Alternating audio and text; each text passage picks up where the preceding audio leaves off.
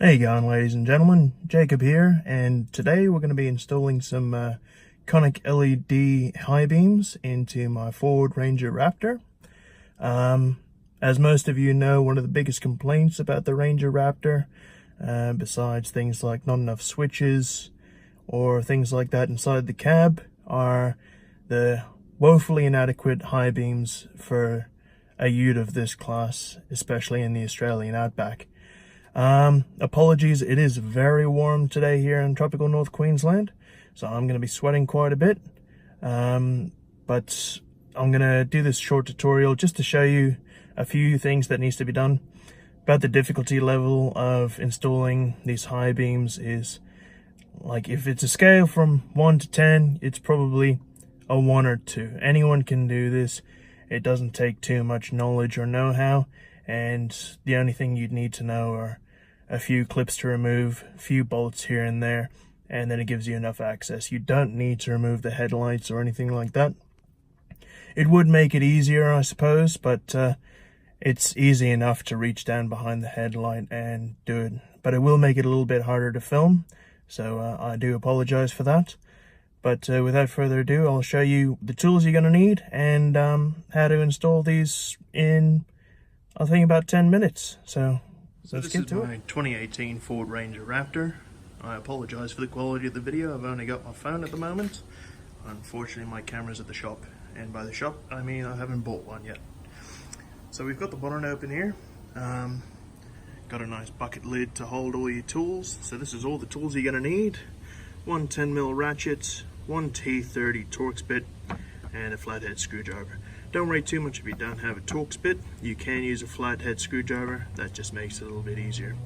And the reason you need that is for these bolts down here that hold the little ram intake for your air box that goes over your radiator. So they use a T30, but as you can see, you can use a flathead. That just makes it a little bit more difficult. So you're going to use the T30 on those. Once those are removed, you can pull them out. You're going to remove these clips here. They just use a flat screwdriver. You pop them up, and then you can take this entire radiator shroud off. Well, not shroud, sorry. Grill cover, whatever you call, and then it unclips at the front, and the whole thing comes out. And then once that's out, you've got two bolts holding this connector in, just on top of the radiator support panel, and then that'll just give you easier access to the back of the headlights. So without further ado, let's get to it. Now I've got those two T30 bolts out, which means I can remove this part here. You don't have to, but it does make it a little bit easier to remove this panel because it does sit behind it. You can just move it, just fell straight out. Makes it a little bit easier. Usually it's not that easy. I just didn't put it back in properly because a little bit of a spoiler, I've done this job and then I'm like, oh, maybe I should have filmed that for people who don't know how to do it. But that's that removed there. Place that somewhere safe. Don't forget that it's there because it's quite important. Then we're going to take our flat screwdriver here, pop it in there, twist, should pop straight out, especially being new clips on a new vehicle. Should be quite easy to remove. And you just do that for all 5 along the top here, one in the middle, 2 on each side like that, and then we should be able to remove this panel. Right, so all those clips are removed now. So as you can see, the back's free, so all you need to do is grab here at the front, give a little bit of pressure, don't worry too much about the noise. They are plastic pressure clips, and just move your way along, and then the whole panel should just come straight out like that. Put that somewhere safe so it doesn't break, doesn't get trapped anywhere. And this is that bracket I was talking about before, so you just got 2 10mm bolts there, and then you can move this whole thing out of the way. Take out the bolts for that bracket, you can just move it around, sit it behind there. There's enough play in the cable for you to do that without putting any tension. And what we're going to be looking at, if I can get a good angle on the camera here, get it to focus. See this cap here? So all it is you can grab this cap, rotate it anti-clockwise, and then you can just pull it straight off. It can be a bit tight the first time you do it because of this O-ring here. They are pretty tight because they are completely waterproof. Move that out of the way, and then you'll have your HB3 in there. Unfortunately, I can't get a good enough angle on it. See if I can. If we look at it like that, so what needs to happen is that 2 needs to rotate anti-clockwise, and then you can just pull straight out of the housing there. And for the clip, all you need to do, if it'll focus, hello, is this little tab here, pop it up, and then you can just push it off. And there you go, that's your old bulb there. So installing the other one is sort of the reverse, but not quite. I'll quickly show you how that's done. So for the purpose of this install, I am using the Conic LED headlight conversion kit. This is the one suited for the 9005, also known as the HB3, which runs in most Rangers, Ranger Raptor, Wild Tracks, all the way up from I think PXII up to the PXIIIs, because the PX1s I believe were H4. But if you want to get Conics, that's the ones there. So you got your 9005, which is your HB3, and the part number is a KLK HB3W. This isn't sponsored by Conic or anything like that. I've just had their products in the past for my Mustang, and that was probably one of the best lights I had, especially the LED types. Them and JW speaker and all that, fantastic lights. But unfortunately you can't use a JW speaker in a Ranger Raptor, because the heat sinks are those big round block styles that sit on the back, and unfortunately they just won't fit inside a Ranger. So I'll show you what they look like, and then we'll throw them in. Alright, so that's the entire setup right there. You've got your new LED Cree bulbs, I'm pretty sure. Don't quote me on that, but I'm pretty sure they're Cree. It's got your 9005/HB3 connector, or not connector, your pin out there to lock it in place. Your locking ring, that's probably the best way to put that. It's got these braided heat sinks, which are very important for the new Rangers and Raptors and all that, because that actually allows it to fit within that waterproof headlight. Then it goes down, you've got your ballast, and then it's got the HB3 connector on the back. So there's nothing you need to wire, nothing needs to be chopped, which makes this a very simple install. And I know you're thinking, by looking by the size of this, that there's no way that's going to fit in that slot. This is stupid, especially when you consider it to the old bulb. But I'll show you they do fit, and they fit pretty snug and with enough room to keep those heat sinks cool. So we'll throw it in, and then we'll test it out. We're going to be working in a pretty tight space, so it's going to be hard for me to show you exactly what's happening here. But essentially it's the reverse of removing it, just with a few extra things here. So if I can get the camera down in there, all you're going to do is, to make it easier, this little pin here is going to be facing towards the outside of the vehicle. So what we're going to do is take it down there. The bulb sits very far to the right, which is why you can't use those large heatsink models. So if I can find the hole, I don't want to hear any jokes about that. And make sure I find where the pins lay. So that's where it is there. And then all I'm going to do is rotate it clockwise to lock it in position.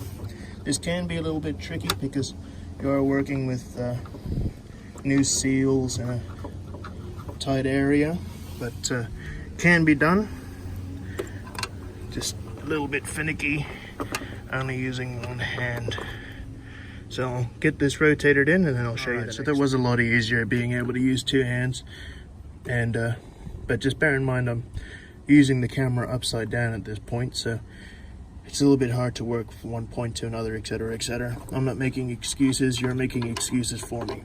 Anyway, you've got that old connector there that sits inside the headlight, and that's your new connector there. All you have to do is line them up, line up that little pin there with the little clasp there, and then it should go straight in. There we go. Easy as that. Then what you're going to do is, this ballast is, there's enough room on the inboard of the headlight here to be able to tuck it in there, and then all you have to do is wrap these down and then it all sits nice and snug inside the headlight itself. So that's now sat in deep there, so it's got its own way of cooling down. Try and focus it again. Then we're going to tuck this in on top. I know it's very hard to see. Once you do it yourself, you're like, oh yeah, that totally makes sense what he's saying. And then all we're going to do is move your way around and tuck those in to the headlight itself. And then so you've got the one corner down the bottom, one going up the top, and then these last two where you'd usually go on the other side, because they're a little bit close to that side wall, because the bulb's not in the center, it's completely off to the side. What you're going to do is wrap those over and put it in there. And once that's done, take your cap, find where the pins line up again, and just keep rotating until it finds the slot. There it is. And then rotate it that tiny bit clockwise. And there we go. Locked in, waterproof, completely installed, job's done. Then all you need to do is do the exact same on the opposite side, which is actually has a lot more room to work with because you don't have the battery here. And then you can chuck everything back on and then test them out. Sorry about the shaking, it is very warm and it's hard to balance this camera with one hand. Now warning again when you're putting it back on. Do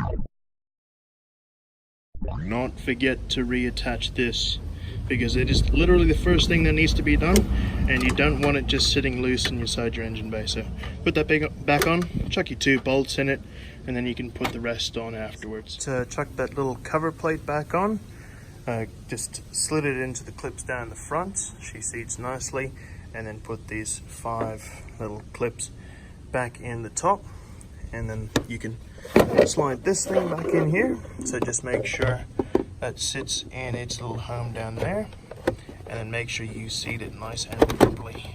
There we go, that's hard up against there, and the bolts holes should automatically line up nice and beautiful there. So just chuck your bolts back in, tighten them down, and then you're good to go. All back together, you just go around the bonnet, make sure you haven't left your hat, some tools, maybe some bulbs anywhere that are going to get crushed in the bonnet or put a dent in your bonnet.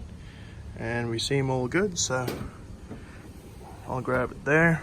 Always make sure it's easier to close the bonnet not by pushing down because you put a dent on top, but just to drop it like that and slam it down, and she'll seal up nicely. Now let's quickly turn the car on.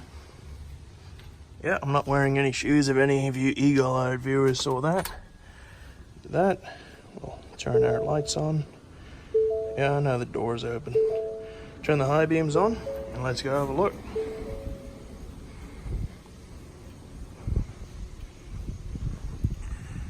Oh, and look at that. Now it is middle of the day, so it's not. It is so much better than your standard halogen bulbs. Anyway, guys, I'm back in the car, so the lawnmower doesn't bother me too much here.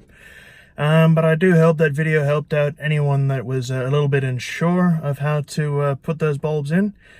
Keep in mind, if you're putting in halogen bulbs into a normal vehicle and you looked at this, trying to see if how to change headlights and stuff like that, just make sure with halogen bulbs you never touch the glass section itself, because the oil from your skin or any contaminants, as soon as you turn them on, they blow up. And I mean spectacularly blow up. I've seen it myself. Anyway, thank you guys so much for watching. If there's any questions, please leave a comment down below. I'll get to any questions I can. And look forward to probably having some more tutorials or just videos on the Raptor or any other vehicle. So thank you so much for watching, and I'll catch you next time.